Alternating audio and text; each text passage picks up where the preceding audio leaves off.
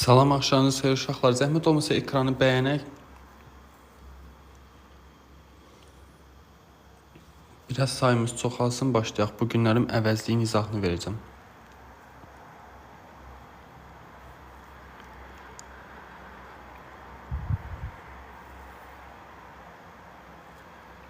Zəhmət olmasa maksimum dərəcədə bəyənək ekranı.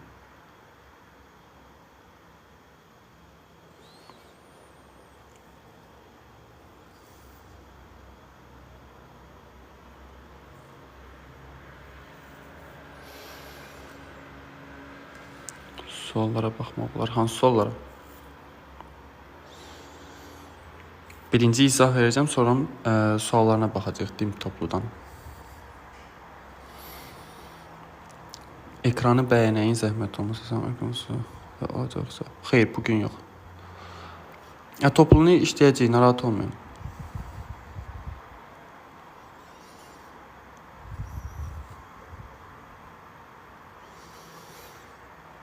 Bəli, 11 siniflərində 9, 10, 11 hamısı.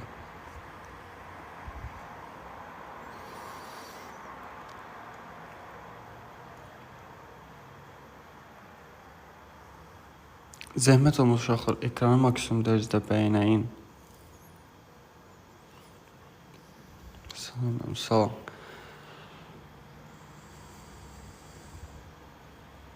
Bəli, isimli formalardan sonra isim gəlməlidir. Bəli, axırıncı suallardan sonra isim gəlmir.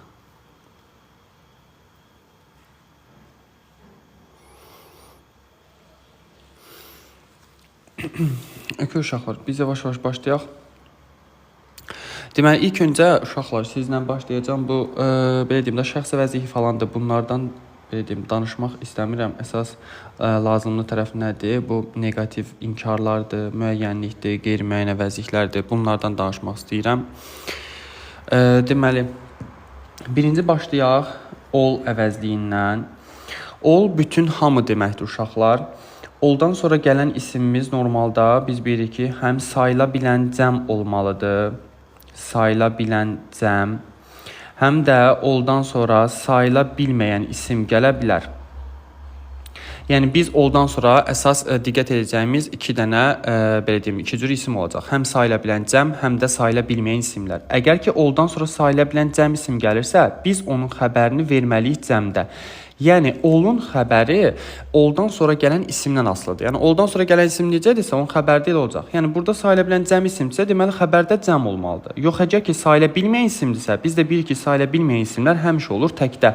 Ona görə də bunun xəbəri həmişə olacaq nədə? Təkdə. Sonra bilmək olduğumuz məqam nədir? Oldan sonra gələn isim, belə deyim də, oflu birləşmə ola bilər. Yəni oldan sonra of gələ bilər. Ol ofdan sonra yenə dediyimiz kimi həm sayıla bilən cəm isim gələ bilər, həm də sayıla bilməyən isim gələ bilər. Və sayıla bilən cəm isim gələndə xəbərimiz olacaq yenə cəmdə. Sayıla bilməyən isim gələndə xəbər olacaq yenə təkdə. Bu qaydanı bilməliyik. Sonra bundan başqa yadda saxlayın ki, ol normalda tək işlənəndə dim toplularında 90% hallarda xəbərini cəm kimi götürürük. Bu da hansı mənadadır? Bütün mənasında və yaxud da ki, hamı mənasında. Yəni hamı bütün mənasında istifadə olunursa, ol. Onda xəbər normalda cəm istifadə olunur. Ol bir də tək istifadə olunanda xəbərini tək verə bilərsiniz. O da nə vaxtdır? Hər şey mənasında. Və ol hər şey mənasında olanda sayıla bilməyən əvəzliyi, belə deyim də, sayıla bilməyən ismi əvəzləyir və ona görə də xəbər həmişə təkdə olur. Sonra, oldan sonra uşaqlar bilməli olduğunuz məqam nədir?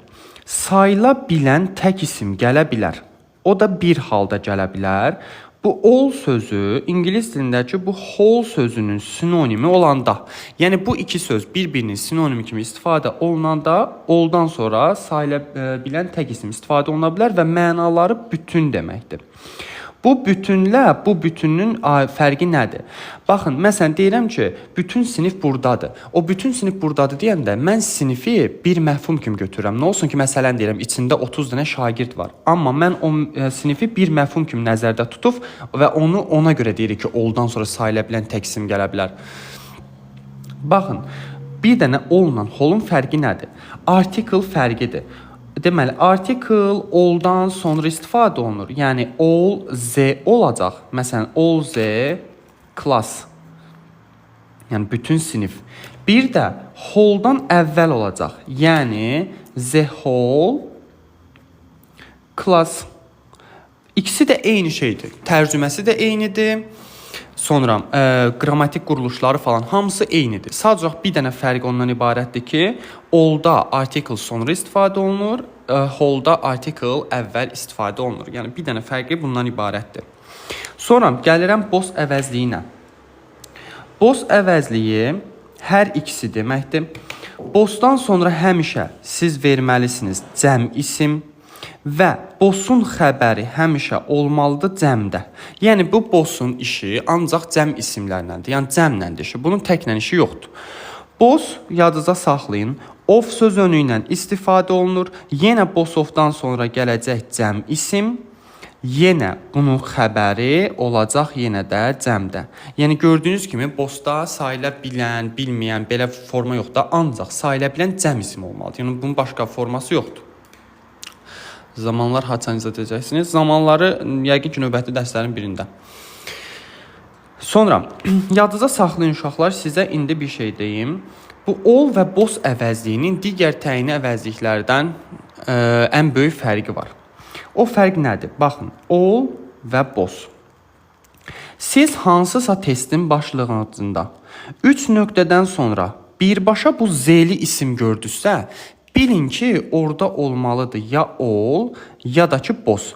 Yəni, bu all-la boss, bax, bu of sözünü olmadan da gəlib burada təyinecili isim qəbul eləyə bilirlər.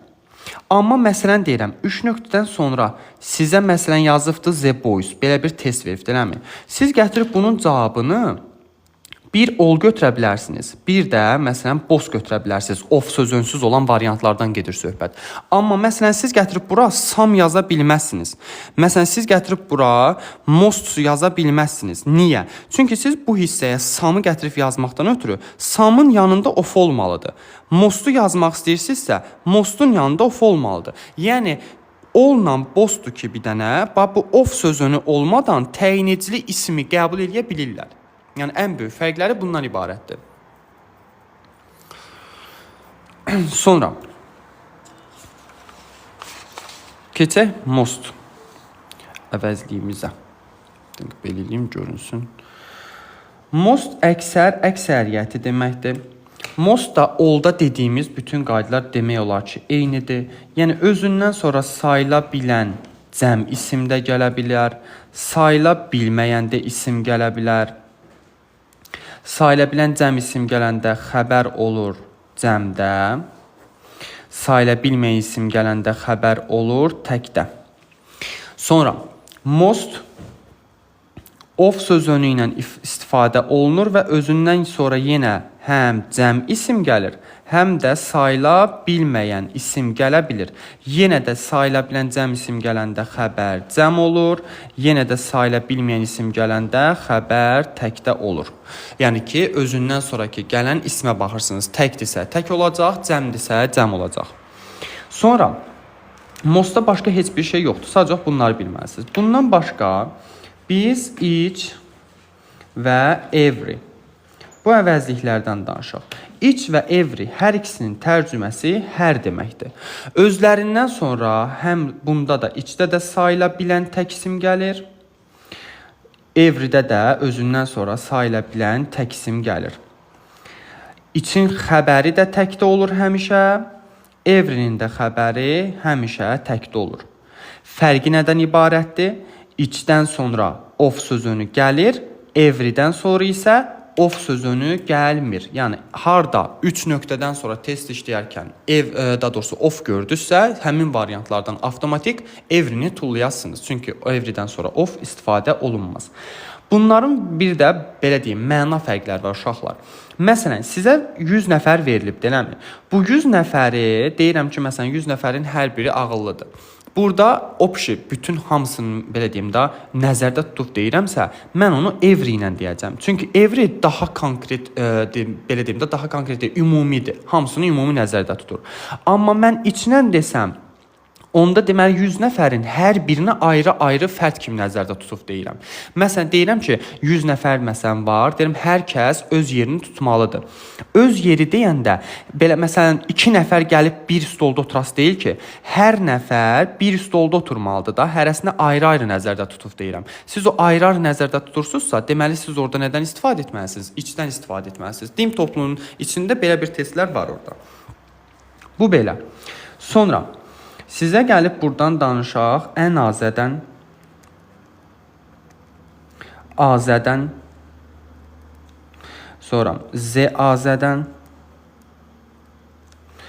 azəsdən və z-azəsdən. Bu əvəzliklər everyone ilə işlənsə of işlənəcəkdir. Bəli. Törəmələrdə deyəcəm onu. Ənazədən sonra gəlir həmişə sayıla bilən tək isim.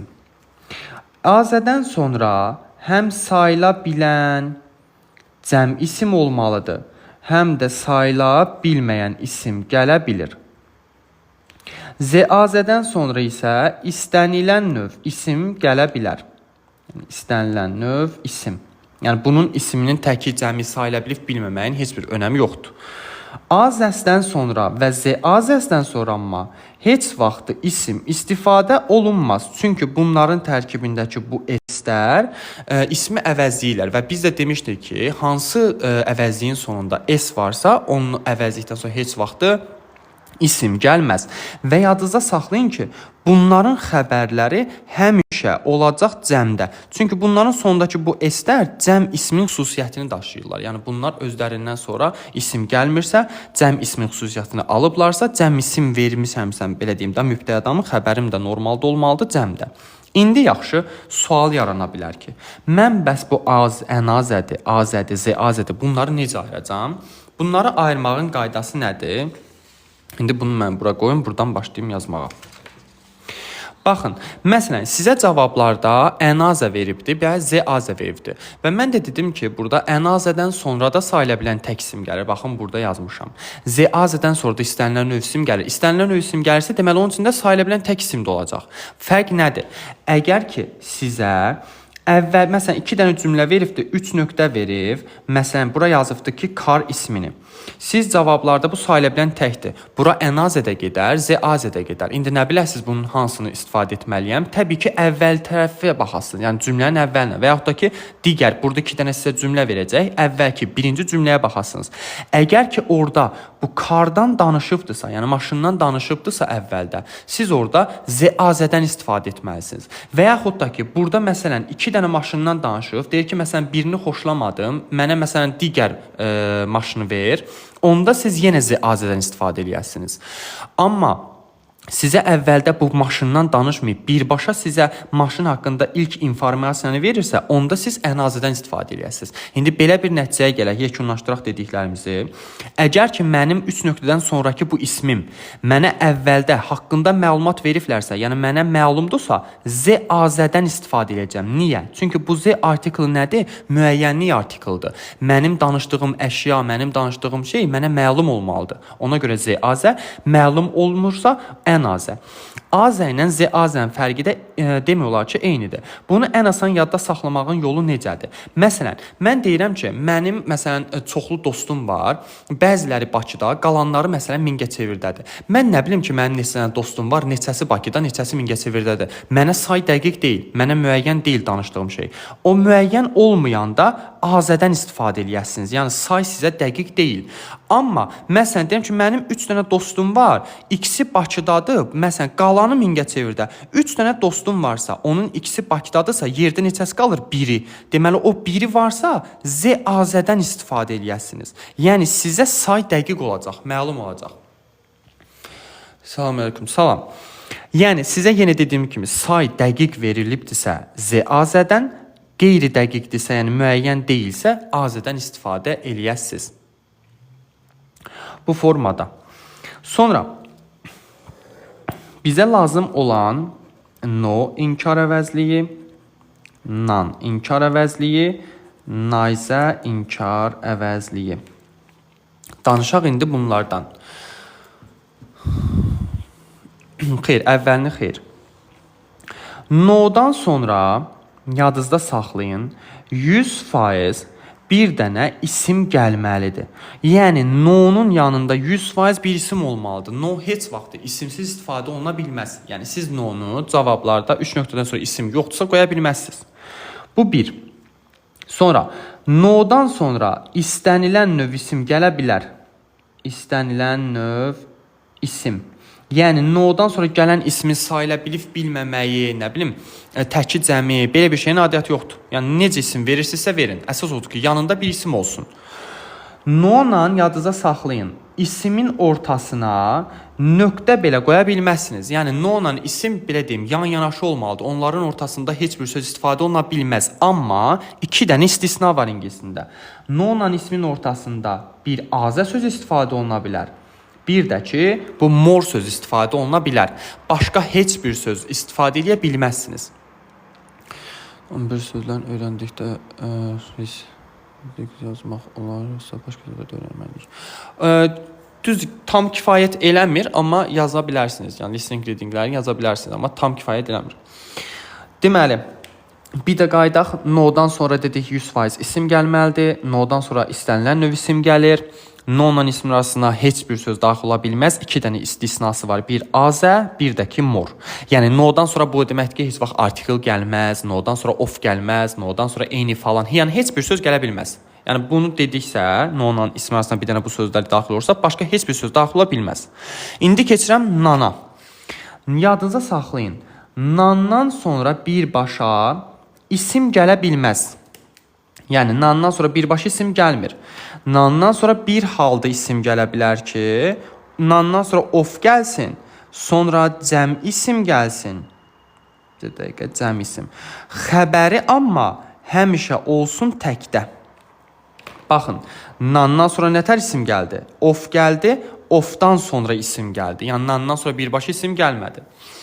Sonra, nanın da xəbəri həmişə nətər oldu? Təkdə. İndi keçirəm nayzəyə. Nayzədən sonra gələcək sayıla bilən tək isim. Birbaşa gedir ha söhbət. Yəni 3 nöqtədən sonra dərhal sonra. Sayıla bilən tək isim gəlir. Nayzədən sonra of istifadə oluna bilər. Nayzə, of. Ofdan sonra cəm isim gəlir. Yenə də xəbəri olur təkdə. Qubdamıra sığışdırım.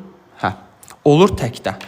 İndi baxın, nazədən sonra of gəldi, sonra cəm isim gəldi, sonra xəbər təkdə oldu. İndi onların ikisini də yazıram bura.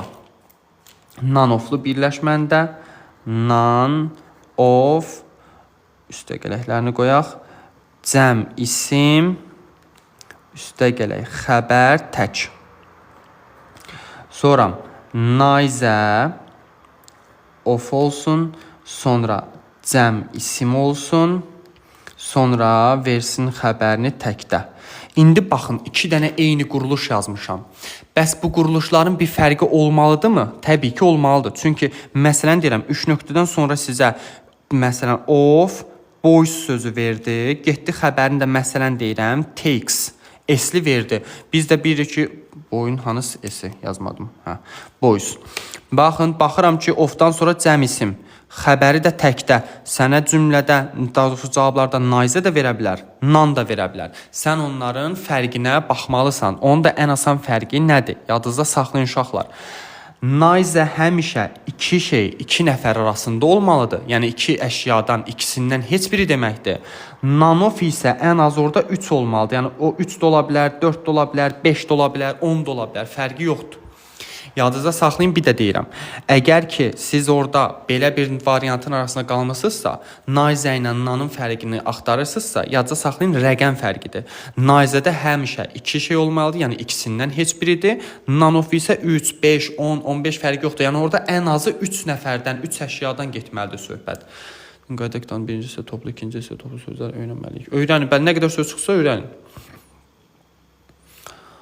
Bundan sonra obyekti başa sala bilərsiniz. Yaxşı, başa salaram, öyrənirəm nə idi. Bu da belə. Nayzə ilə nanın fərqi. İndi yaxşı, sizə belə bir test veribdir. Burada nöqtə qutarsın. Bu cümlə gəlsin, boss of-la başlasın, nəsə belə bir cümlə veribdir sizə. Gətir burada bitləşdir. İndi sizə deyir, cavab tap. Siz burada, bu boss of-lu olan cümlədə nayzəni seçərsiniz, yoxsa nan of-u? Yəni, nan of, yoxsa nayzə of? Bir dənə siz cavabınızı deyin, mən izahını verəcəm. Hansı olmalıdır? Əvəzi nə vaxt başa sala bilərsiniz? Məsbət nə başa salaram mən? Əvəzlikdə bu. Hello, nice off, axırda none of, nice off. Nice off deyənlər daha çoxdur. Bəli, uşaqlar, burada biz nizədən istifadə etməliyik. Niyə? Çünki boss nədir? 2 nəfər arasındadır da, hər ikisi. Burada 2 nəfərdən gedirsə söhbət, deməli burada da 2 nəfərdən getməlidir söhbət. Dim toplunun içində belə bir sual var. Salam. Deməli, boss of 2 nəfər arasındadır. Yəni hər ikisi deməkdir. Mən gətirib bu tərəfdə yenə 2 nəfər arasında olandan qoymalıyam. Nazədə bəli 2 nəfər arasındadır ona görə. Bu da belə uşaqlar. Ümid edirəm ki, başa düşdünüz. İndi keçirəm buradan nəyə? İç azəyə. Bir də van ənazəyə.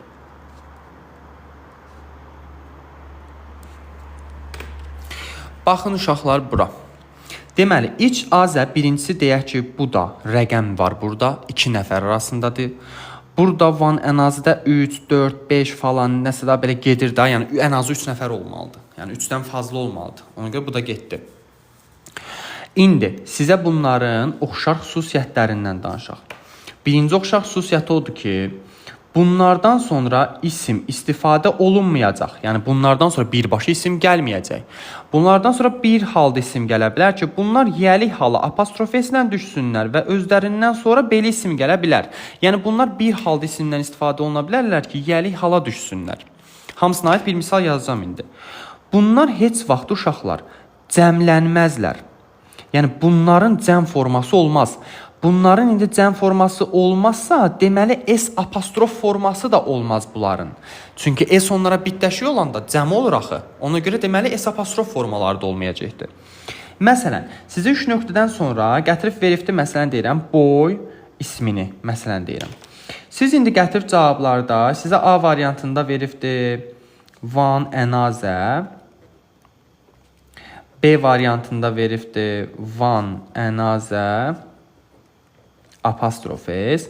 C-də də veribdi van ənazə S sonra apostrof.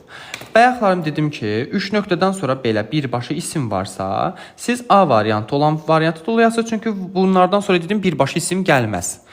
B variantında dedim ki, bunlardan sonra bir halda isim gələr ki, bunlar apostrof S-lə yəlik hala düşsünlər. Baxın bu formada. Apostrof S-lə də düşübdür. Ona görə B variantı doğrudur. C variantında mən dedim ki, bunları cəmlənməz. Cəmlənməzsə S apostrof formaları da ola bilməz. Burada da S apostrof daxı. Ona görə C variantı da səhvdir. Doğru cavab oldu B variantı. Sonra else-dən danışaq uşaqlar. Başqa digər savayı kimi tərcümə olunur Azərbaycan dilinə.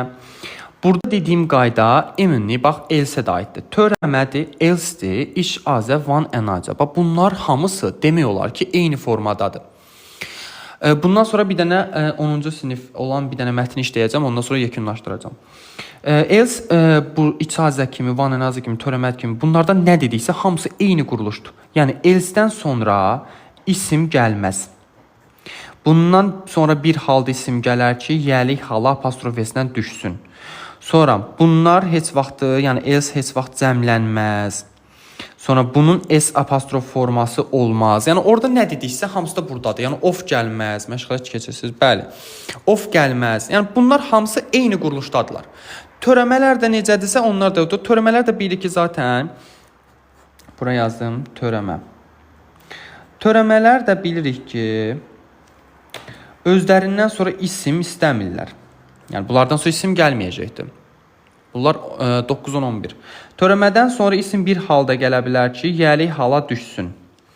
Törəmə heç vaxt cəmlənməz. Törəmə heç vaxt S apostrof olmaz. Sonra mən bundan yazıram. Törəmənin xəbəri həmişə olmalıdır təkdə. Törəmədən sonra heç vaxt of gəlməz. Bax burada hamısında dediyimiz qayda, daha doğrusu birində dediyimiz qayda bu 3 dənə qrammatik quruluşun qaydasıdır. Üçündə də eyni formadan istifadə edirsiniz. Okeymi?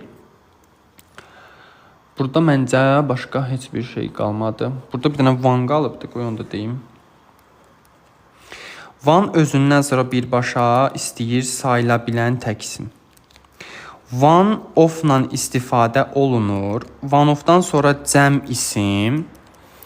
Amma xəbər həmişə olur təkdə. Və bunu bilməlisiniz.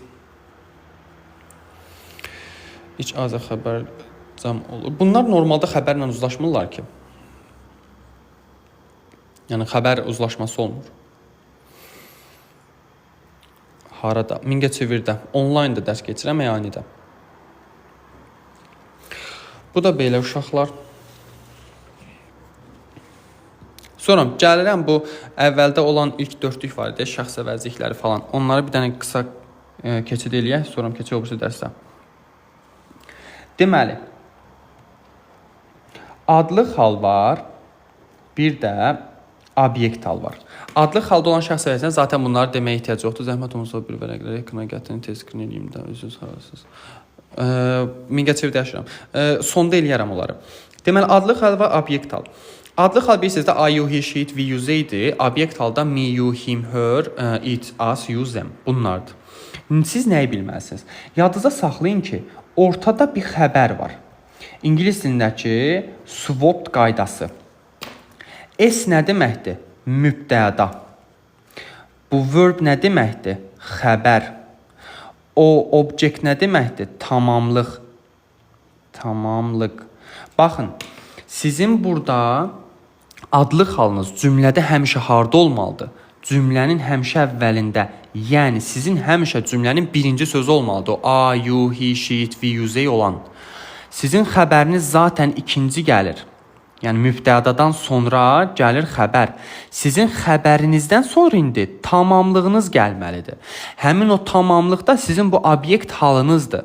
Yəni sizin 3 nöqtəniz feildən sonradırsa, deməli orada nə olmalıdır? Obyekt hal. Məsələn, deyirəm ki, I took 3 nöqtə veribdir.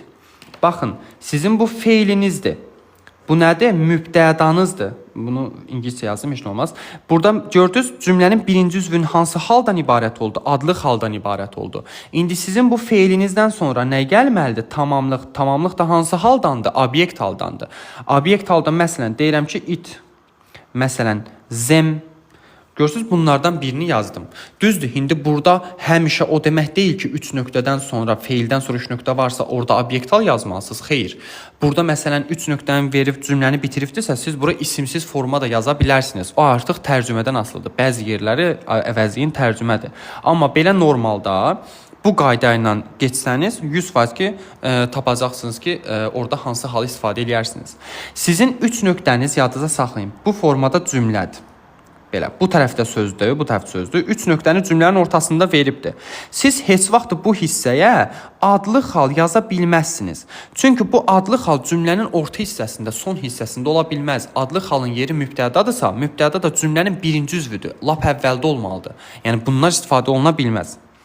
Bu adlıqla obyektdir. Deməli, adlı hal həmişə xəbərdən əvvəl oldu, obyekt hal xəbərdən sonra oldu. Yadınızda saxlayın ki, həm adlıq hala aiddir bu, həm obyekt hala. Adlıq və obyekt haldan sonra heç vaxt isim istifadə oluna bilməz. Yəni bunlardan sonra isim gəlməz. Adlıq haldan sonra 100% gəlməlidir xəbər. Çünki mübtədadan sonra ingilis dilində də belədir da, mübtədadan sonra gəlməlidir xəbər. Yəni bunlardan sonra heç vaxt isim gəlməz. Yəni bu adlıqla obyekt halın qısa izahı. Sonra İngilis dilində bu yəlik əvəzlikləri var ki, müəllim bu vaxt dərs olar. Bəli, saat 11-in yarısında dərsdən çıxan bir müəllim üçün bu vaxt dərs olur. Deməli, Siz bilməlisiniz nəyi? İsimli və isimsiz formaları. Zaten adından məlumdur ki, isimli və isimsiz. Mən çıxıram. Buyurun çıxın. Deməli, my var, bir də mine var. My'dan sonra deməli gəlməlidir həmişə isim. Çünki bu isimli formadır. Bu yazıram bura isim. Özü 100%. Amma mine isimsiz formadır. Deməli bundan sonra isim gəlməyəcək heç vaxt. Yaxşımı? My'dan sonra həmişə isim gəlməlidir, çünki isimli formadır. Mine'dan sonra heç vaxt isim gəlməz, çünki isimsiz formadır. Bunları 100% bilməlisiniz. Gəlirəm qayıdış əvəzliyinə. Yəni qayıdış əvəzlikləri hansılardır? O self və self-izdən olanlar. Yəni özüm, mən özüm, sən özün, o özü bu formada. Yadınızda saxlayın. Birinci qaydası ondan ibarətdir ki, qayıdış əvəzliyini təyin eləmək istəyirsinizsə, baxmalısınız mübtədaya. Yəni sizin mübtədanız nədirsə, qayıdış əvəzliyiniz də o olacaq. Məsələn, sizin mübtədanız aydısa, gedib qayıdış əvəzliyiniz olacaq myself. Məsələn, you'dursa, gedib qayıdış əvəzliyiniz olacaq yourself və yaxud da ki yourselves. Yourself və yaxud da ki yourselves. Məsələn, Zeydisə, sizin gedib qayıdış əvəzliyiniz olacaq themselves.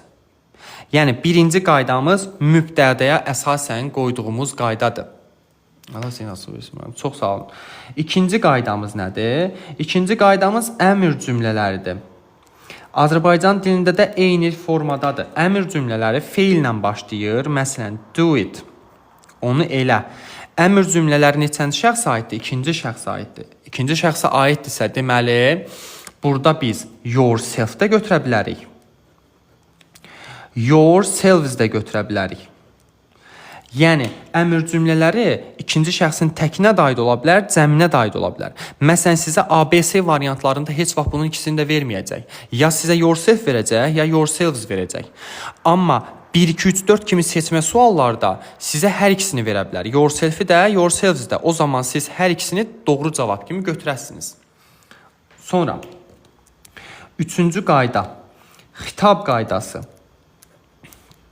Siz bilirsiniz ki, xitab cümlədə vergüllə ayrılan bir hissədir. İngilis dilində də, indi Azərbaycanda tam dəqiq bilmirəm, amma ingilis dilində də xitab həm cümlənin əvvəlində də ola bilər, sonunda da ola bilər.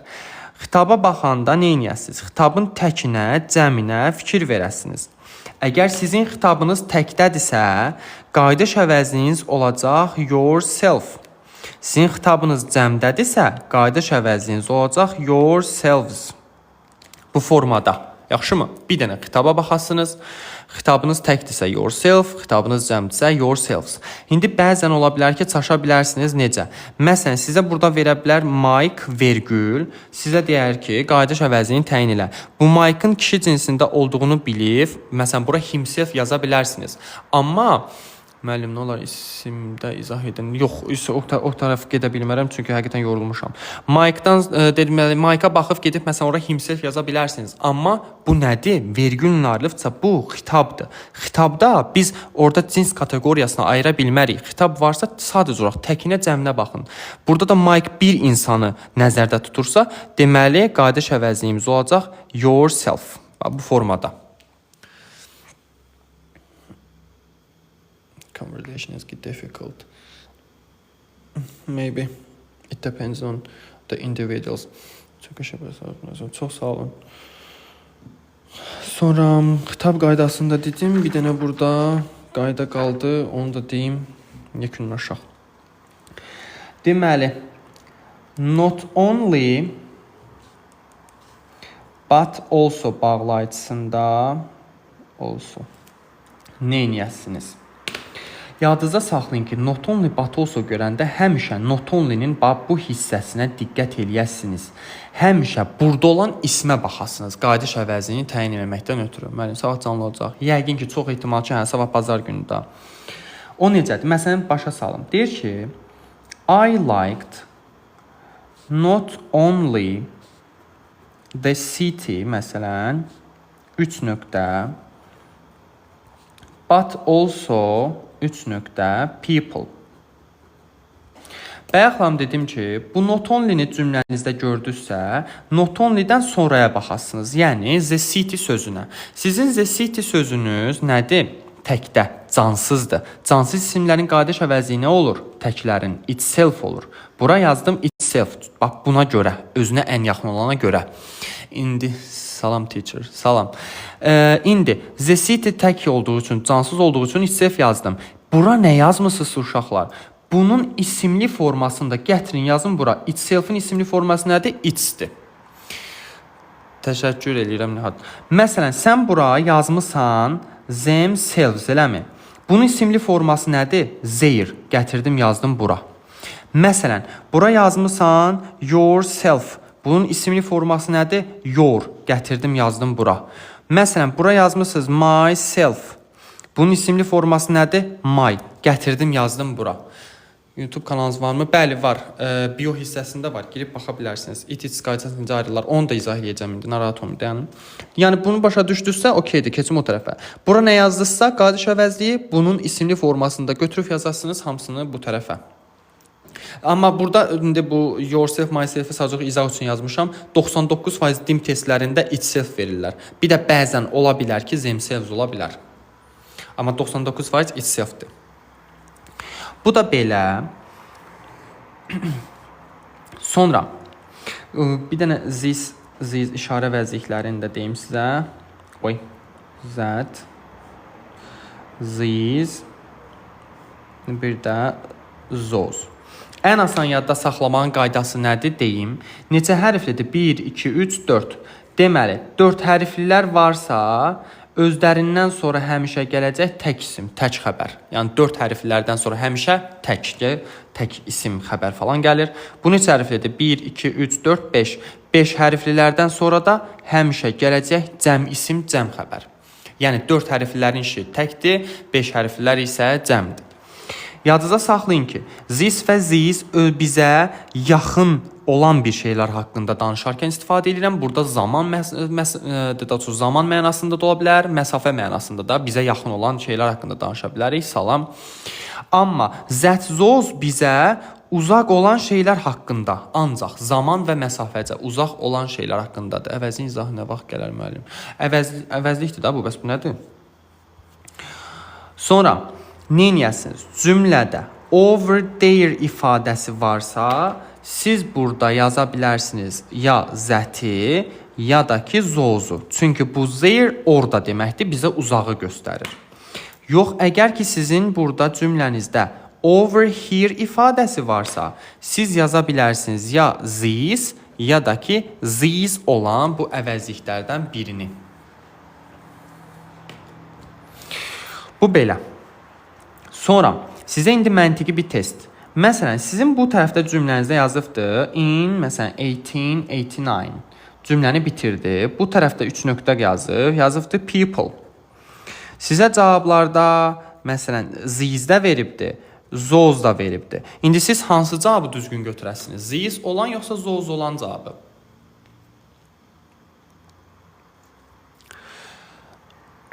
Those. Zoza bax nə elə. Bəli, düz deyirsiniz. Zozu götürürük. Niyə?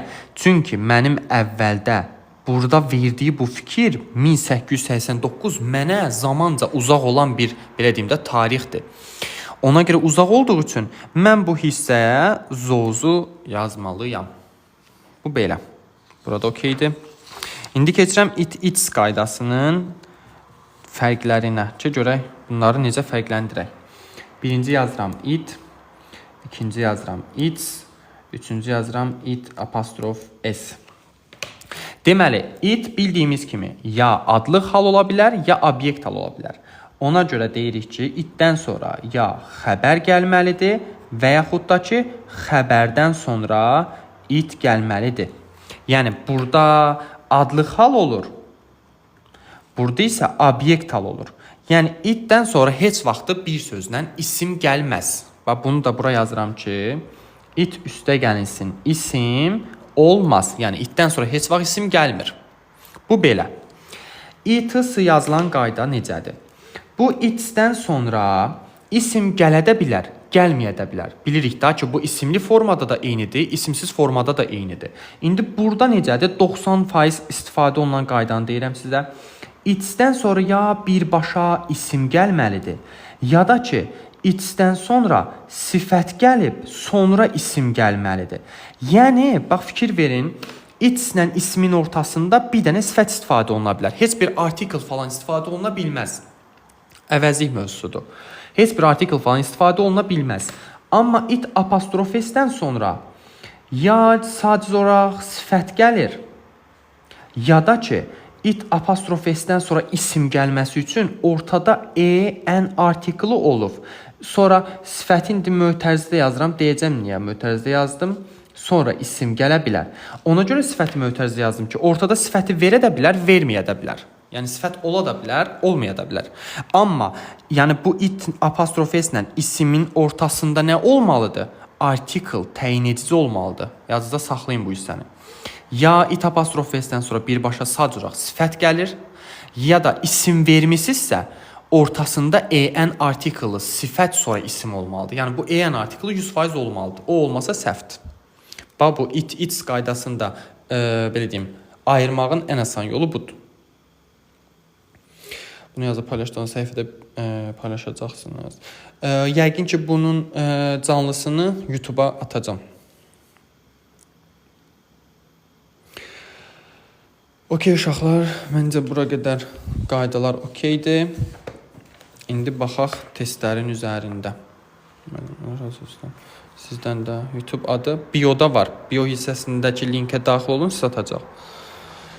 Hər dəfə bir mövzunu izah eləyərəm uşaqlar. Çünki biraz dərslərim falan çoxdur həddən artıq. Ona görə tez-tez canlaça bilmirəm. Amma bacardığım qədər belə canlaşdıqca əsas mövzular deyim də, çətin mövzuların izahlarını verməyə çalışacağam sizə. Gələn səfər yəqin ki, zamanlardan falan belə deyim. Mənim vərəqlər skrin eləyin. Okey. Nə qədər anı yazmışam burada mən? Dəncüm, hardan başlayıb indi bu? Buradan. Tez-tez skrin eləyin onda. Belə, yəqin ki, görürsünüz. 9 toplu əvəziyin bütün mövzuları düşür. Orada məncə şey yox idi. Nə deyirsin ona? Nisbi bağlayıcı əvəzliklər yox idi məncə. Qalan hamısı var idi. Bu 1. Bu 2. Qiymət nə qədər? Nəyin qiyməti?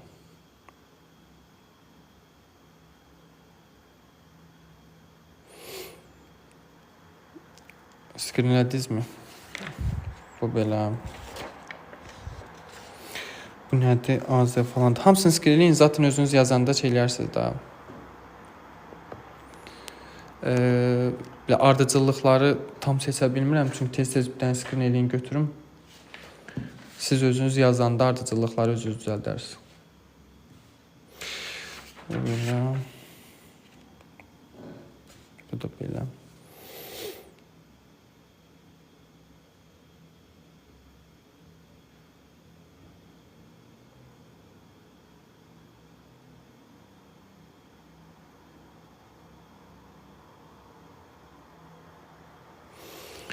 Yazdı sonra.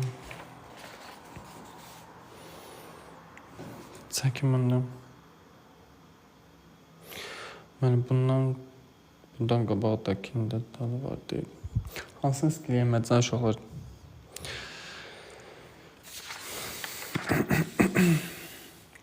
Zaten YouTube-a qoyacağım da oradan köçürərsiniz. Boş-boşuna vaxt gedir. Zaritka da azdır. Mənim bir sağ ol dedə. Bir sağ ol dedə. Nəyə sağ ol deyim? Gül atınız. Sağ olanlar, sağ ol, təşəkkürlər. Zorla desən ki də.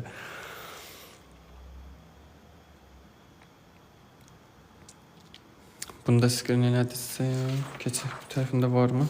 Bunda skrin eləyin.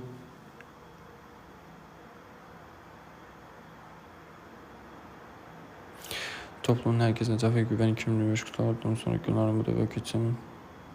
Yoxsa hansını arım?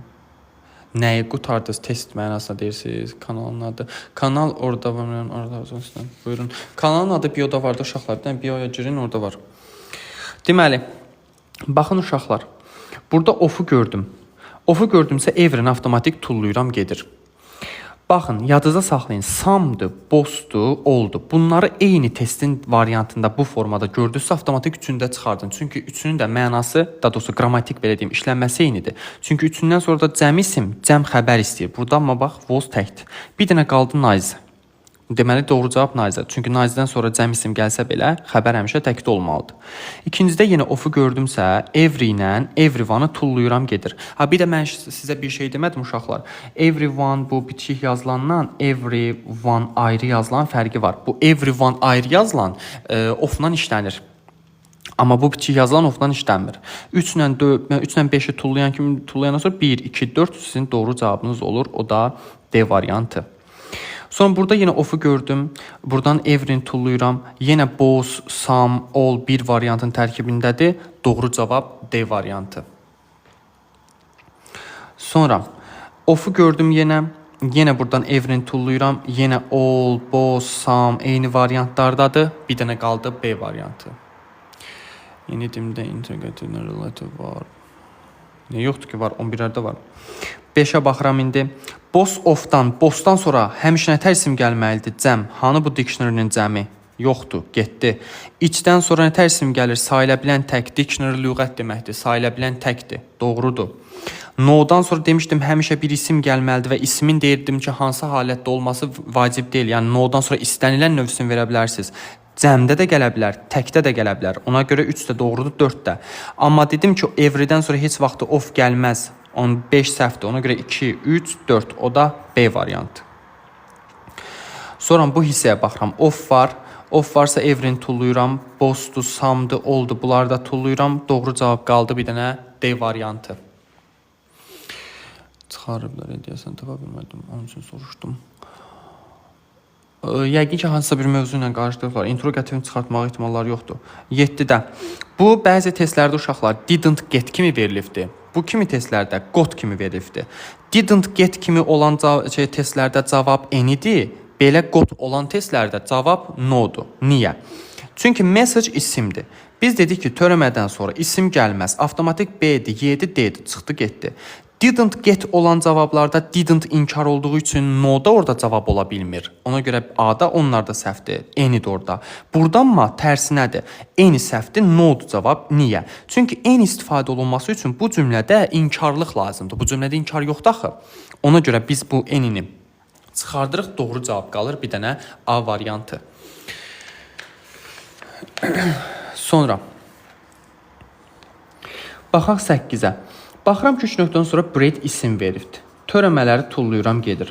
Didn't inkardır. Bir cümlədə 2 inkar olmaz. Ona görə tullayıram. Doğru cavab qalır. Y variantı. 9-da 10 kimidir. Couldn't inkardır. Bu törəmələrdə inkarlar var, no-lar. Bunları çıxardıram çünki bir cümlədə 2 inkar olmaz. Nothing'dir, no one'dır, nobody'dir. Bunlar da inkardır. Sonra inkardan sonra some istifadə olunmaz. Ona görə B-ni də çıxardıram. Doğru cavab qalır bir dənə Y variantı. Bunlar hamısı eyni formada gəlir. Qəbdən buna 14-də baxaq. Baxın, bread isim, burada da bread isim. Birinci və ikinci tərəfdən törəmələri tullayıram. Çünki törəmələrdən sonra isim gəlməz. Baxın, bu törəmələri tulladım. Çünki something-i bura qoyanda bura bread gəlir, isim gəlir, ona görə tulladım. Bread burada da isimdir, burada da anything, something, ikinci tərəfləri tulladım. İndi qalmışam C və Y-nin arasında. Məcburam ki, tərcümə eləyəm. Deyir ki, please buy, zəhmət olmasa al. C-ni qoyuram, biraz çörək. Sonra Qadir deyir ki, evdə çörək yoxdur. Biraz çörək al, evdə çörək yoxdur, bu okeydir da, doğru gəlir. Yeni qoyanda deyir ki, çörək alma, evdə çörək yoxdur. Nətər evdə çörək yoxdursa, nətər çörək almayım? Ona görə Y variantı tərcümə cəhətdən səhv olduğu üçün tulladım, getdi. Müəllim, bəli.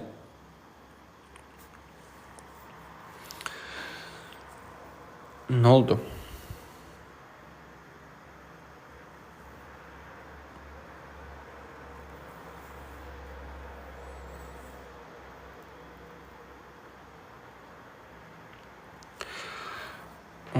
Müəllimdir, nə deyəndiniz? Okay. Deməli, paper kağız isimdir, törəmələri tulla geçsin, bir dənə qaldı D variantı. Money isimdir, törəmələri tulla, bir dənə qalsın C variantı. 16-ya baxın, daha doğrusu 17-yə baxın indi. Baxın, birincisi, bax, every özündən sonra həmişə isim istəyir. Bax, bura bir dənə yazıram uşaqlar. Everydir. nodur, azədir. Bax, bu 3 dənə söz var ha. Bu 3 dənə sözün üçü də özlərindən sonra 100% bir isim istəyirlər. Yəni bunlar isimsiz istifadə oluna bilməzlər. Bunların yanında həmişə bir isim olmalıdır. Every, bax, bura congratulated feildir, təbrik eləmək feilidir. Mən every'ni bura qoyanda isim olmur. Avtomatik every'ni çıxartdım. Sonra məntiq işlədirəm. Tərcümə tipli testi məntiq işlədirəm. Someone təsdiq, all təsdiq, everybody təsdiq, bir dənə nobody inkar. Deməli, bir dənə olan inkar olan cavab var. Salam, hər vaxt xeyir olsun. Salam. Bu yeni topludur. 2023-dür bu. Baxın, tərcümə edirəm indi. Deyir ki, I was disappointed. Mən deyir, məyus oldum. Məyus olmuşamsa, indi məni uğuruma görə kimsə təbrik eləyərmi? Xeyr, təbii ki, heç kim təbrik eləməyibdir ki, mən gəlib məyus olmuşam. Ona görə tərcümə cəhətdən də gördünüz, B variantı doğru cavab oldu. Həm də məntiq cəhətdən işləyəndə də 3 dənə təsdiq, bir inkarın arasında qalmışdım. Yeni müəllim, yeni çıxanda çətinləşib. Xeyr, çətinsə deyil, eyni şeydir onsuz da. Zaten 1-2 dənə test əlavə eləyiblər ona görə. Başqa yəni çətinlik dərəcəsi yoxdur. Eyni şeydir. Testlər demək olar ki, təkrardır. Yerlərini dəyişdirməklərinin nə adiyyatı var ki? Onsuz da zaten eyni testdir. Bir dənə listening, reading artıqdır və salam. Başqa heç bir şey yoxdur. Eyni şeylərdir. 9-cu sinifdə məncə eyni deyil artikel. 11-də demək olar ki, eynidir. 1-2 dənə əlavələri var.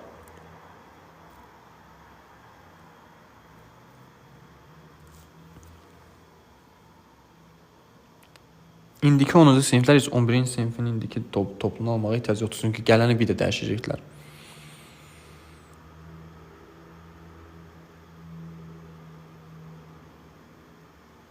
Məntiq tələb edirəm. Məntiq deyəndə ki, zaten artikel işləyəndə bir coğrafi bilik falan lazımdır. Dünya görüşü biraz ehtiyacdır. Bir də əzbərləməlisiniz də. Artikel əzbər olan bir şeydir. Yəni o izahlıq bir şey deyil. Yəni əzbərləməlisən, məsələn, tək dağ zirvəsidirsə olmur. Sıra dağlarsa olur. Yəni bu izahlıq bir şey tərəfi yoxdur ki. Zaten bu əzbərdir, əzbərləməlisiniz. Əzbər bilirsinizsə yazasınız, bilmirsinizsə yazmayasınız.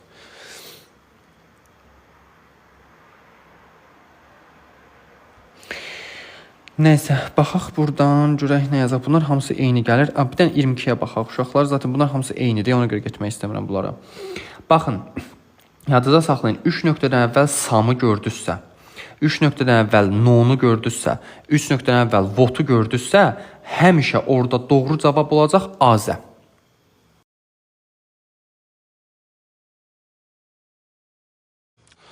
Aha.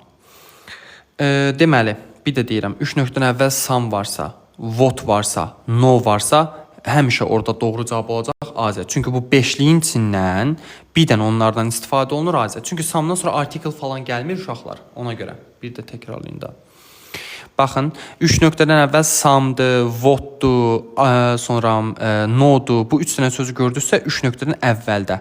Doğru cavabı gedin bu 5-lik içindən azəni seçin geçsin. Çünki onlardan sonra artikel falan gəlmir. Bax azədə z, burada z, bunda n artikli var, ona görə getdi. Bu azəsin sonunda s var, isim gəlməz. Burada isim var, ona görə bu da getdi. Bir dənə qalır azə. Yəni məcburdur, onsuz da başqa tərəfi yoxdur bunun. Samı gördünüzsə gedin azəni götürün, yapışdırın geçsin. Düzgün variantda belə deyim də 100% çıxacaqdır. Sonra baxırıq 23-ə. Sites, cəm isim gördüm. Ənazə, ən artikel var deyə tək isim gəlməlidir. Every və içdən sonra tək isim gəlməlidir. Azəsin sonunda s var, isim gəlməz. Bir dənə qaldı boss, çünki boss'un işi həmişə cəm isimlərləndir. Sites da həqiqətən cəmdədir. Sonra 27, 24 yenə 10 formadadır. Gəlirəm 27-yə. Normalda öyrədirlər ki, kənlə sual cümləsi başlayırsa, get ora samı yapışdır geçsin. Yox. Niyə? Çünki həmin o sam... Nə oldu buna? Dəqiq uşaqlar, bunu düzəldim.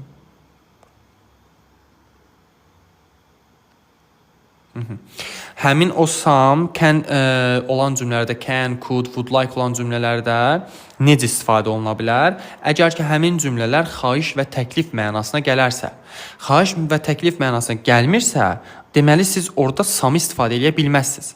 Həm də bu tipli testləri necə işləyəm? Bax, bunu necə işləyəcəm? İndi baxın. Of'u gördünmü? Mən buradan törəməni tullamalıyam. Törəməni tulladım, getdi. Sonra baxıram ki, birinci səhvdə hamısı okey, düzgün gəlir. İndi ikinci səhvə baxıram ki, place var, yer, isim var. İsim varsa ikinci tərəfdən törəmələri tullayıram indi. Bunlar da getdi, bir dənə qaldı C variantı. Qutardı getdi. Birinci nöqtə və ikinci nöqtə ilə işlədim. 28-də də ofu gördümsə, törəməni tulluyum. Zaten hamısını törəmə veribdi. Bir dənə qaldı Y variantı. Qutardı getdi. İndi deyəsiniz ki, biz bu something-i inkar olan cümləyə qoyduq. Niyə? Çünki bu sam və törəməsi inkardan əvvəl gələ bilir. İnkardan sonra ola bilməz. Sam və törəməsi inkardan əvvəl istifadə olunur, inkardan sonra ola bilməz. Eyni də tərsidir. İnkardan sonra olur, əvvəl ola bilməz. Sonra 30-a baxaq uşaqlar. Batı gördükmü? Batın təzaddır da bu. Bir tərəfində yaxşı deyirəmsə, bir tərəfində pis deməliyəm. Yəni bir tərəfi müsbətdirsə, bir tərəfi mənfi olmalıdır. İndi baxıram bura. Bax, nobody, everyone, təsdiq, sonra inkar. All, təsdiq, no one, inkar. Bu da təsdiq, inkar. Baxın, təsdiq, təsdiq, təsdiq, təsdiq. C ilə yeni çıxartdım. İndi bunların arasında qalmışam. Nə edəsiniz? Birincinin xəbərinə baxıram. Were, xəbər cəmdədir. Törəmən xəbər tək olur axı. Bunları tulla geçsin, bir dənə qalsın B variantı. İkinci səhvdən də no one-ı bura qoyanda xəbər tək olur, çünki nə deyirsiz ona? Törəmədir. İndi 31-ə baxaq. Baxın, of var, törəmələri tullayıram gedir. Every'ni tulluyuram gedir, çünki ofla istifadə olunmaz. İndi xəbər keçmiş zamandadır, təyin eləyə bilmirəm, boss mu qoyum, yoxsa iç mi qoyum? Ona görə bunları da saxlayıram. Keçirəm indi ikinci üç nöqtə ilə. Mostdan sonra clearly gəlibdir. Most birincisi əvəzlik, ikincisi də clearly də zərf. İsim yoxdur ki, mən də bayaqlarım burada yazdım ki, bir dəqiqə. Mən də yazdım ki, bayaq every'dir, no'dur, azədir, özlərindən sonra 100% bir isim gəlməlidir. Amma baxıram ki, görün bu 31-də every'ni gətirib bu hissəyə qoyanda hanı bunun ismi? Yoxdur. Deməli C variantında çıxardıram. Qalır D variantı, çünki everything zaten törəməni əvəz eləyir. Sonra 32-də bayaqlarım 17 tiplidir. Bax, every'ni çıxartdı. Çünki blamed günahlandırmaqdır, failed. Every'dən sonra bir isim gəlməlidir. Bir təsdiq, iki təsdiq, üç təsdiq, bir inkar. İnkar olan variant nobody. Doğru cavab olacaq A variantı. 29 izah edin, yaxşı izah edək. Deməli, was təkdədir, xəbərim təkdir. Onları çıxardıram gedir, çünki olun xəbəri cəm olmalıdır. İkinci tərəfə baxıram ki, yenə was xəbər təkdir, yenə onları çıxardıram gedir. Bir dənə qaldı D variantı, çünki hər iki tərəfdə törəmə olmalıdır və xəbər də olmalıdır təkdə. Həm də ortada but var idi, bax buradakı kimi. Bir tərəf təsdiq, bir tərəf inkar. Everybody təsdiq, nobody inkar. Tərcümə ilə də etmək olar. Əslində qalsa tərcümə eləməliyik. Sadəcə indi məntiq cəhətdən gedir deyə mən bunları deyirəm. Çox uşaq tərcümədə çətinlik çəkir axı. Okey. İndi gələk bax bura. Mən dediyim bayaqlarım o istisnalı yerə. 3 nöqtədən sonra nəli isim gördüm mən? Z'li isim gördüm. Ola teacher, ola. Z'li isim görəndə dedim ki, birbaşa Z'li ismi, bir boss, bir də ol qəbul eləyir. Digərlərinin yanında nə olmalıdır? Of olmalıdır. Bax, için ofu yoxdur. Vanın ofu yoxdur. Boss'u götürürəm. Olof da götürürəm. Samın ofu var, götürürəm. 1, 2, 5 doğru cavab olacaq D variantı. Bəli, xəbərlər də cəmdədir. 36-da yenə eyni formadadır. İçin ofu yoxdur, tulladım. Vanın ofu yoxdur, tulladım. Boss'dur, olofdur, samofdur. Yenə 1, 3, 5 o da C variantı. Bunun kimi. İndi konspekt satırsız. Xeyr. 40-a baxıram. Problems cəmdədir. Azəs, axırında S var, isim gəlməz. Bunları tulladım A-nan B-ni. Sonra samdan sonra dedim article gəlməz. Bax, samdan sonra bir dənə dedim azə gələ bilər. Ənazə var. Getdi. Ənazədən sonra sayıla bilən tək isim gəlməlidir. Problems S-i var, cəmdir. Getdi. Bir dənə qaldı D variantı. Elə belə versiz konspekti. Elə belə versiz deyəndə ki, yalnız burada yazdığım şeylər də belə özümün xüsusi videolardır falandır, izahlardır, konspektlərdir, ancaq öz uşaqlarıma. Pəncərə açıqdır, bəli, içəri istidir ona görə. Elə onları deyirəm. Mənim yanıma qoşan şarkılar izah üçün olarmı? Yayıma qoşun şagirdlər izah etsin. Gələn səfərdə niyə bilərik, amma indi yox, çünki indi bağlayacağam. Həm zaryadka azdır, həm də çox gec çıxmışam, 11-in yarısı çıxmışam dərsdən, yorulmuşam. Konspekti çəkə bilərəm. Göstərdim, çəkdiniz də. YouTube-a qoyacağam, oradan özünüz köçürərsiniz. Göstərə bilərsiniz, qeydləri SS etdim. YouTube-a qoyum, YouTube-dan köçürərsiniz, narahat olmayın. 9 imtahanda hansı qaydlar düşəcək? 9-cu sinif dimin arxasına baxın, biləsiniz. Okey, uşaqlar. 10-cu siniflər var burada, 9-cu, 10-cu siniflər. Siz sağ olun. 9-10-cu siniflər varmı? Var. Var imiş. Var imişsə, onda sizin bir də mətn işləyək daha. Bir dənə sizdən 21-ci mətn işləyək. Dimin arxasında olan mətnlərdəndir. Bir dənə də bunu da işləyək, çıxıb gedim. Bəli, dimin arxasında nə varsa onlardır. 11-də var. 18, 9-u kursa götürürəm. 18-də götürürəm. Oxuyanmadım, getdi. Sağ olun. Deməli, baxıram, nə edirəm? Mətn işləmə qaydasını keçən səfərdə sizdən işləmişdik, öyrətmişdim. Deyir ki, there is a small island in Japan where hundreds of rabbits live. Rabbits live nədir? Dovşanlar yaşayan. Deməli, mən mətndə, birinci cümləmdə dovşanlar yaşayan bir island, adadan getdi söhbət. Mən də gəlib cavablardan dovşanlar yaşayan bir ada haqqında, belə deyim də, cavab götürməliyəm. Bax, deyir ki, Yapon adaları. Burada a small island, bir dənə adadan gedirsə söhbət, burada adalar deyə bir cavab ola bilməz düzgün. Sonra burada dovşanların yaşayışından gedirsə söhbət, burada bunun təbiətinin ola bilməz, B də getdi.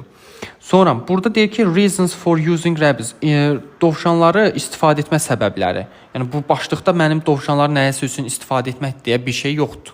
Ona görə C-ni də tulluyuram. Danger, təhlükə.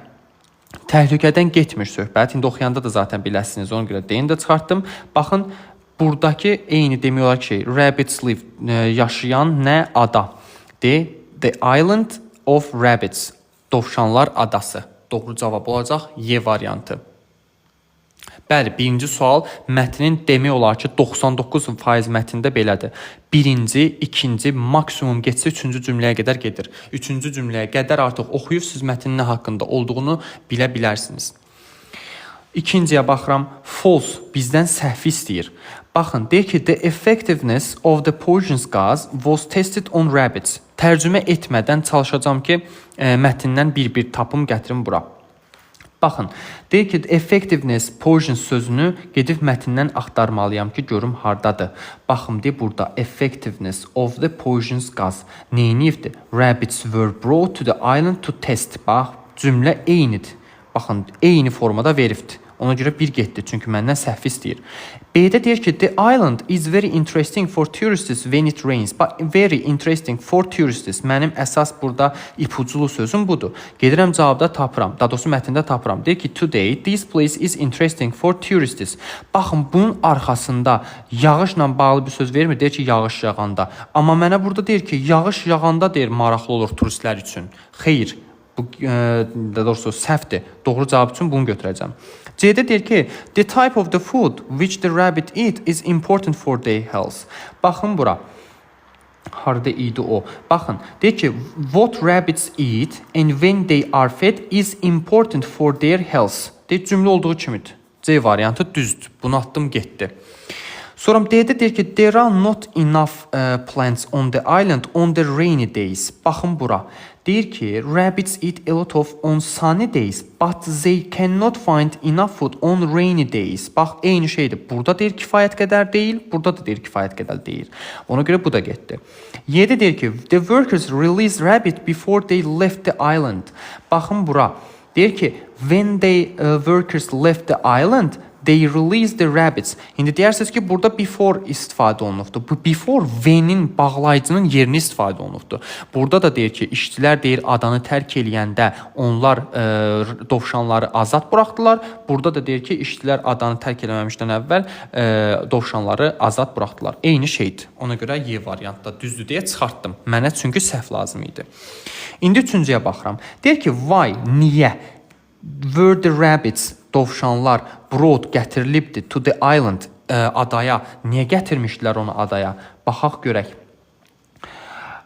Hardadır o? Bax, the rabbits were brought gətirilibdi to the island. Nə üçün? Bax, to. Buradan önce səbəb gəlir. To test the effectiveness of the poisonous gas. Yəni, zəhərli qazların effektivliyini test etmək üçün gətirilmişdi. Burada deyir ki, the local people like to keep the rabbits as pets. Pets ev heyvanından danışır, evcilikdən danışır. Burada elə bir şey yoxdur. Scientists test the eating habits. Burada yemə vərdişlərindən gedir söhbət. Xeyr, bu deyil. Sonra gəldim bura. Deyir ki, were important for the growth of the tourism. Burada turizmdən danışır. Burada turizmdən getmədi söhbət. C getdi. Examine, yoxlamaq sözü. Test sözü ilə examine sözü eyni şeydir. Sinonimdirlər. Toksik də buradakı poison sözü ilə eynidir. Hər ikisi zəhərli deməkdir. Sinonimlə verib. Deməli, doğru cavab D variantıdır. Y variantında da deyir ki, güya ki bunlar deyir, dovşanların sayını qaldırmaq istəyirlərmiş, artırmaq istəyirlərmiş. Elə bir şeydə yoxdur. Ona görə Y variantda getdi. İndi 4-ə baxıram. Deyir ki, the number of the rabbits grew. Deyir ki, dovşanların sayı deyir, grew, qalxdı. Çünki səbəb istəyir bizdən. Niyə qalxdı? Gedək baxaq görək harda idi onun qalxmaq yeri. Aha, deyir bax burada. Deyir ki, that's why the number of the rabbits increased rapidly. İndi that's why ona görə də veribdirsə, mən bunun səbəbini əvvəldə axtarmalıyam. Nəticə verib mənə. Deyir ki, wild animals didn't exist on the island. Vəhşi deyir heyvanlar burada deyir yox imiş adada. A variantına baxın. There were no dangerous animals. Deyir ki, orada on the island, adada dangerous, təhlükəli heyvanlar yox idi. Burada da eyni şeydir da, vəhşi heyvanlar yoxdur deyə, onlar güvəndə qalırlar. Burada da deyir ki, təhlükəli heyvanla yoxdur. Ona görə okeydir. Bu da doğrudur. 5-də deyir ki, rabbits cannot find enough food on sunny days deyir. Bax burada. Burada sunny days deyir. Baxın bura. Burada bu amma nə deyir? Deyir ki, rabbits is a lot on sunny days. Deyir ki, günəşli günlərdə çox yeyir. But they cannot find enough food on rainy days. Burada rainy days olsaydı düz olardı. Amma burada sunny days verib. Ona görə bir getdi. Sonra deyir ki, sometimes destructive rabbits can be harmful to the nature of the island. İndi bunu bir dənə saxlayaq, bu obrisləri çeləyək, qayıdacam ora.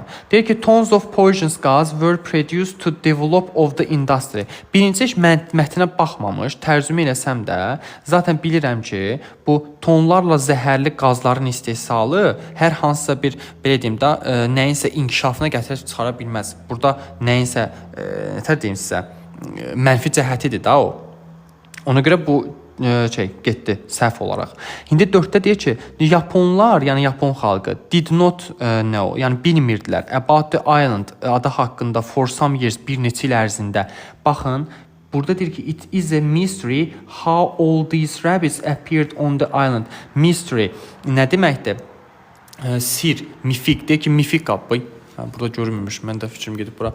Baxın, burada mifiklikdən gedir. Deyir ki, mifik olubdur, yəni bilməyiblər, sir olubdur onlar üçün. Həqiqətən də o sir olubdursa, deməli bunlar bilməyiblər də bəzi şeyləri. Yəni onlar haqqında məlumatı olmayıbdır. Ona görə 4-ü də götürürəm, gedir. Nə testidir 11? Yoxsa magistr? Yox, bu 9-10-cu siniflər üçündür, magistr deyil. Belə asan magistr mətn olmuraq. Sizin izahınızda əvvəlki mətnlərə hardan baxa bilirsiniz? İzahınızda əvvəlki mətnlər... Yox, əvvəlki mətnlər ancaq, belə deyim də, link vasitəsilə YouTube izahlarındadır. Belə atmıram. Müəllimcan 11-lər üçün 9-lar kimi olacaq. Bəli, 9-lar kimi olacaq. Uşaqlar, mən artıq yekunlaşdırıram. Yəqin ki, bura qədər nələrsə öyrədə bildim. Kanalınızın adı... Girin səhifəyə, bio hissəsində var. Bu səhifəyə girin. Mənim dinləməni də işlədim, ipuclar verə bilərsiniz, icra edilə bilərəm. İpuc deyə bir şey yoxdur dinləmədə uşaqlar. O, belə deyim də, sizin vərdişinizdən asılıdır orada. İpucu deyə bir şey yoxdur. Dinləmədə, siz necədir? Məsələn, bir dənə papda bir dinləmə açaq, məsələn, buradan. Bunlar işlənibdir. Məsələn, işlənməmiş harada var. Bax, məsələn deyirəm. Siz bu dinləməni işləyəndə, burada birincisi dinləmədə heç vaxtı məsələn birinci, sonra ikinci, sonra üçüncü, sonra dördüncü belə bir ardıcıllıq yoxdur. Bu bu ardıcıllıq yoxdursa, sizə heç vaxt heç bir ipucu verə bilmərəm. Sonra sizin söz ehtiyatınız olmadan mən sizə heç vaxt deyə bilmərəm ki, məsələn, bunu falan yerdə dedi. Yəni onu deyən müəllim bilmirəm indi hansı kafa ilə deyir onu bilmirəm. Amma listeningdə ipucu deyə bir şey yoxdur. Sizin vərdişinizdən, söz ehtiyatınızdan asılı olan bir şeydir o, konkret sürətdə. Nə qədər çox dinləsəniz, nə qədər çox söz ehtiyatınızı artırsanız, o qədər listeningi yaza bilərsiniz. Yox, əgər mən oturum burada söz əzbərləməyim, gedim listening tipləri axtarım ki, nə edə bilərəm, o boş bir şeydir. Yəni o danışılan şeylər həqiqətən boş bir şeydir. Çünki TikTokda çox qabağıma çıxır ki, listeningi dinləmədən, baxmadan yazmaq olar, mətni söz ehtiyatı olmadan yazmaq olar. Boş şeylərdir hamısı. Hamısı sadəcə belə deyim də, real gerçəklikdir. Hazırlıqlara yazılmaq üçün, onlayn dərslər keçmək üçün, pul qazanmaq üçün olan bir şeylər də olar. Hamısı boş şeylərdir. Nə qədər söz ehtiyatınız olacaq, mətni falan yaza bilərsiniz. Söz ehtiyatınız olmayacaq, mümkün deyil. Bəli, dəhşətli dərəcə çox işləsəniz, o qədər də çox sizin baxasınız ki, həqiqətən də irəliləyişiniz olacaq. Çünki mən baxıram da, məsələn, tələbələrdən görürəm ki, həqiqətən də, məsələn, çox zəif olan bir tələbəni dəhşətli dərəcədə hər dərsdə 4 dənə, 3 dənə listening dinlətdikcə, evdə də dinlətdikcə baxıram ki, həqiqətən də olur, irəliləyişi var. Niyə? Çünki artıq qulaq vərdiş eləyir. Niyə mən danışdığım hər şey siz nə qədər sürətlə danışsam da başa düşürsünüz? Çünki qulağınız artıq Azərbaycan dilində danışan bütün sözləri o ləhcəyə öyrəşibdir. Amma sizin ingiliscədə olan bir şeylərə qulaqlarınız öyrəşməyib, bax o ləhcəyə, o sözlərə, o tələffüzlərə, ləhcəyə belə deyim də qulaq vərdiş eləməyib. Ona görə siz tuta bilmirsiniz orada nə deyirlərsə. Məsələn deyirəm, adi bir söz deyirəm. Məsələn, important sözünün yazılışını belə yazılanda, baxanda bilirsiniz onun nə olduğunu. Məsələn deyirəm, listeningdə kimsə o important deyəndə başa düşmür onu. Niyə? Çünki vərdiş eləməyib axı. Amma halbuki bunun important olduğunu bilir ha o. Onu oradan tuta bilmir. Vərdiş yoxdur axı qulaqda.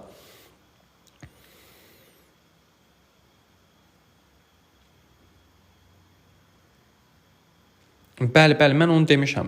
Onu keçənlikdən deyirəm ki, 6 dənə sualdır. Listeningi zəif olan uşaqlar 3-3 ayıra bilərlər.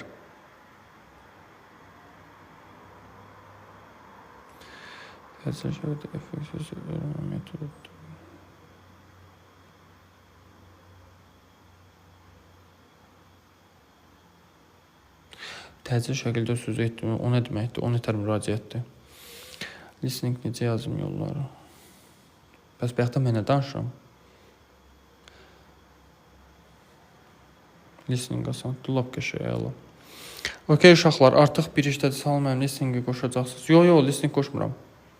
Kasb işlədirsiniz, xeyr. Biz ancaq dimlə işləyirik.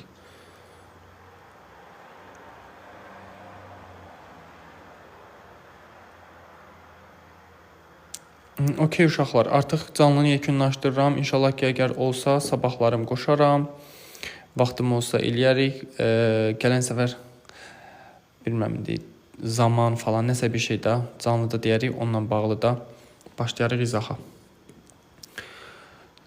Saatı dəqiq deyə bilmirəm. Çünki sabahlarım dərsim var. Ona görə axşam da dərsim var. Listening deyin. Nəyi deyim? Listeningin nəyin deyim sizə? Bir dənə dinləmə qoşunu ola. Come back. Bir dənə dinləmə qoşunu ola. Yox, dinləmə qoşa bilmərəm uşaqlar. Çünki saat 1 işləyib artıq. Mən saat 11-in yarısı dərsdən çıxmışam. Səhərdən dayanmadan dərsdəyəm mən. Səhər saat 9-un yarısından dərsdəyəm. Ona görə bu günlük yekunlaşaq. Saatını dəqiq bilmirəm.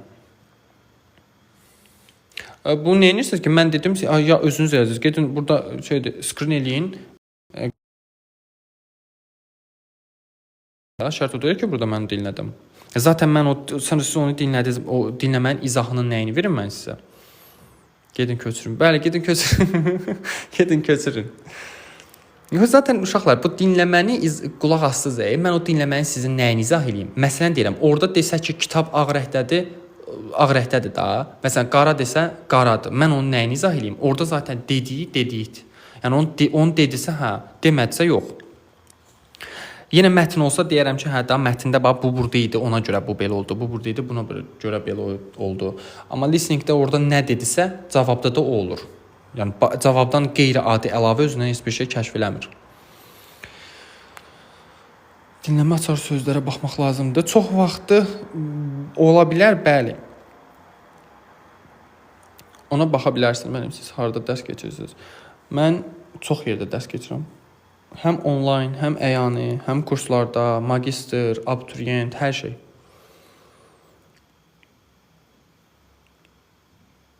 Əyani olaraq Mingəçevirdə yaşayıram.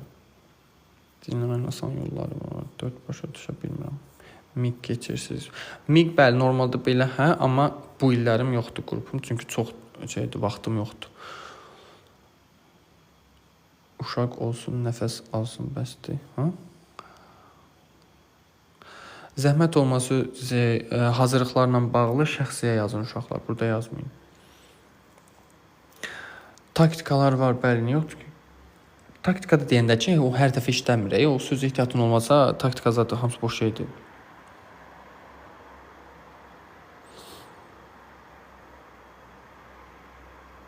Məndə taktikalar var, lap yox şey, əla.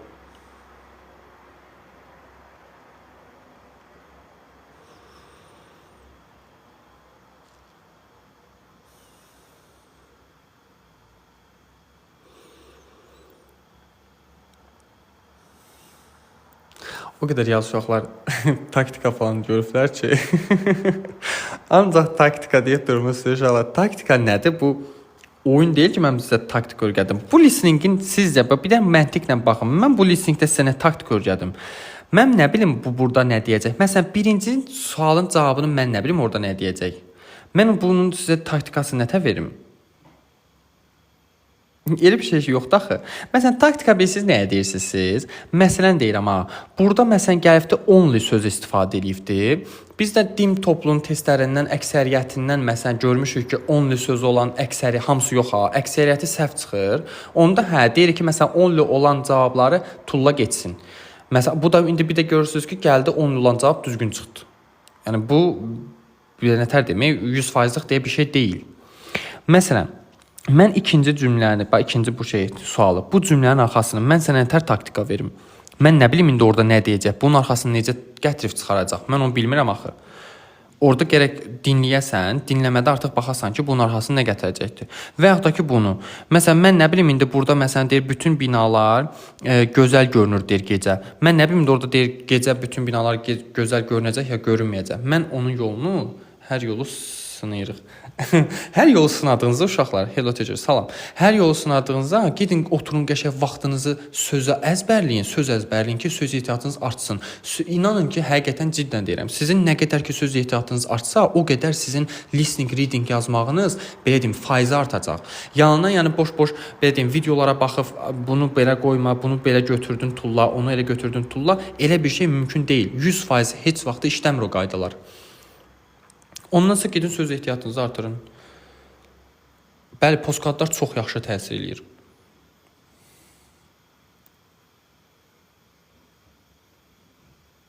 Kim istəyir məndən taktik ala bilər. Gedin taktik alın, bu Born to Kill-dən. Okey uşaqlar, nəysə sağ olun. Gecəniz xeyrə, çox danışmayaq. Gedək istirahət eləyək. Mən də söz ehtiyatı yaxşı deyə prosto ki yazamıram. Çox pis.